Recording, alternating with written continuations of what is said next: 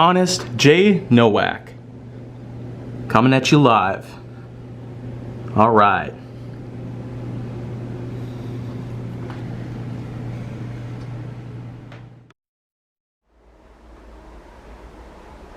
A pleasure to meet y'all at last, and welcome back to Honest J. Nowak Graphix. So, today, it's September 24th. And I'd very much like to say, yesterday was kind of a harsh time to be able to go through some more marathoning sessions here on HJN content again. 6 whole episodes of Graphix ended up being uploaded on that same exact day, September 23rd. And today, we're going to be doing the same thing. We're going to be marathoning through some more content, just so we can at least get ourselves a good amount of episodes put together, a good amalgamation set in place, because, as I've said before, this season is only going to continue up until around January 2022. So, this is pretty much just going to be what that's about. And with over 500 episodes, man, this one's going to be a bit of a challenge. The next 3 months, 4 months even, will certainly be quite a challenge for me to figure out. But today, we're going to steer clear from that kind of stuff, because today, let's go ahead and talk about what many people hate about the Call of Duty series, with Infinite Warfare, number 820 in this whole entire series. Call of Duty Infinite Warfare is one of several 2016 releases that, well, I have yet to talk about, but yet most people actually consider this one to be a bit of a bane as opposed to most other titles. While many people might actually have some blame shifted on towards other games in the Call of Duty franchise at the time, like Modern Warfare 2, even though that was a pretty good game in general. But aside from a lot of things, aside from the trolls, aside from the scams, aside from the hacks that people put together, it's important to note that Infinite Warfare is one of a very tiny few that actually do have some flaws. So, I'd say first of all, when you really get down to it, Infinite Warfare is much like with several other titles we've gotten lately, where they're set in the distant future. Call of Duty Black Ops 2 and Black Ops 3 and Black Ops 4 have been set decades from now. Whereas Infinite Warfare, it's almost hard to tell exactly. It could be the next century, or even beyond that, the next millennium. But we don't necessarily know that for sure. Infinite Warfare is much like many other Call of Duty games. It's a first-person shooter with a story, or campaign mode as many people will still be calling it for a while, that somehow has to have some sort of connotation to this. Connotation of any sorts, relating to Call of Duty as a real-life phenomenon in the American government, or even beyond that. But the thing that I see about Infinite Warfare, in contrast to what most other Call of Duty titles offer these days, is that Infinite Warfare just seems a bit far-fetched, especially within its own campaign mode. And that's saying a lot, considering how I've talked about most campaign modes being rather underrated. The only thing that people are truly going for these days is the multiplayer mode, or zombies. If certain Call of Duty titles have them, then well, that's what people are going for. And believe it or not, Infinite Warfare is another mere example that exists outside of the Black Ops series that has their own standalone zombies mode equipped. And let me just tell you, it's probably one of the best zombie modes I might have ever had the chance to play. Essentially, it's basically like a retro throwback sort of styling, where you're set pretty far into the past in the mid-1980s, and you're basically trapped in some sort of theme park. That right there is what's very akin to most other great zombie titles out there, like Dead Rising 2, Dead Island, and even the Red Dead Redemption Undead Nightmare DLC. There's really a lot of great things that you can do to make zombies even more entertaining. A zombies mode on Call of Duty has a lot of expectations.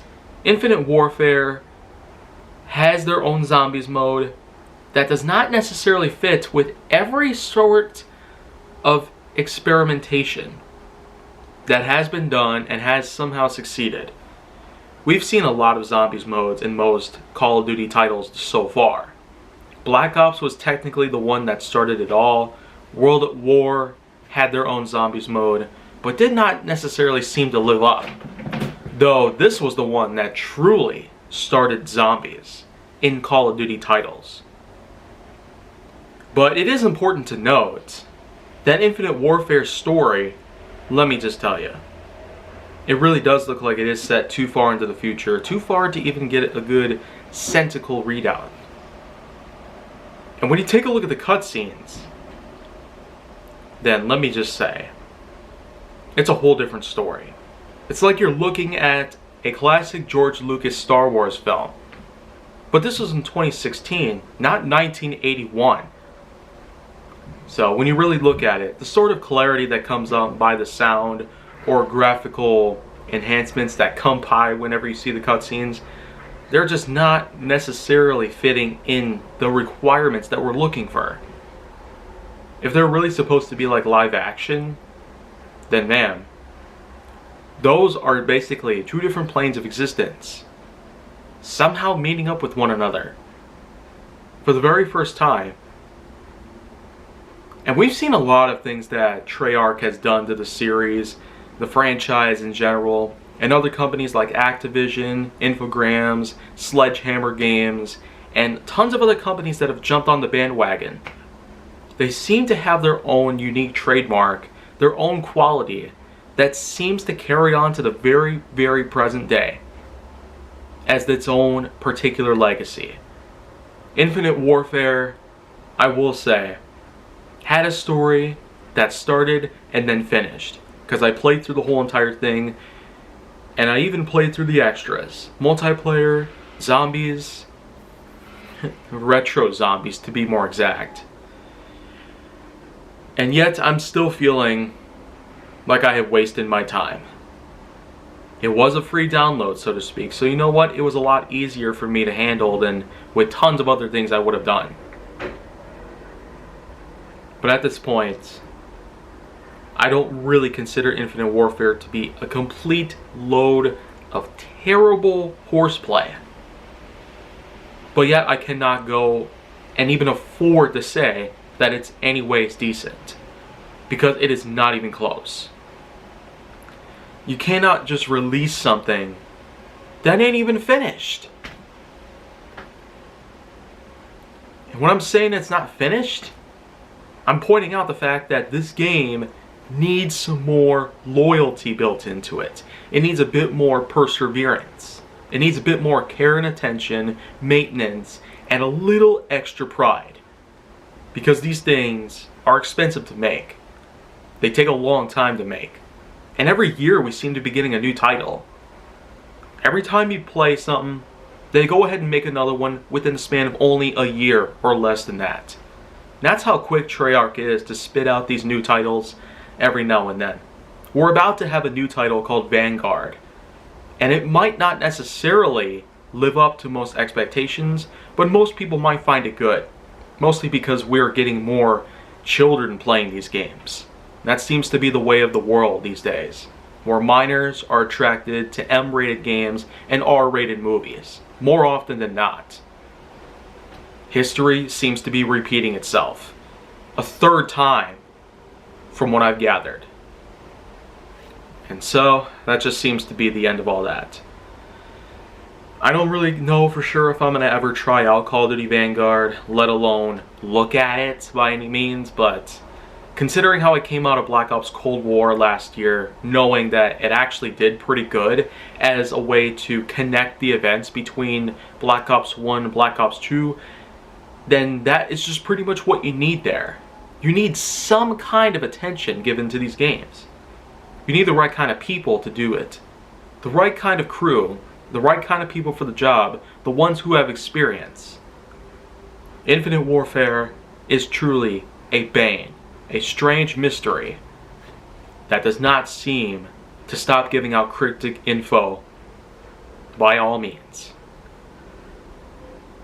As a result, that's probably just how I seem to look at it in most ways, but maybe you might look at it differently. Well, thanks a lot for basically carrying on through this whole entire segment of HJN, but yeah, we still have a lot more to go through here. So if you want to see more go down on my channel, then make sure that you like, subscribe, comment, follow me on social media, and stay on the Hollywood side.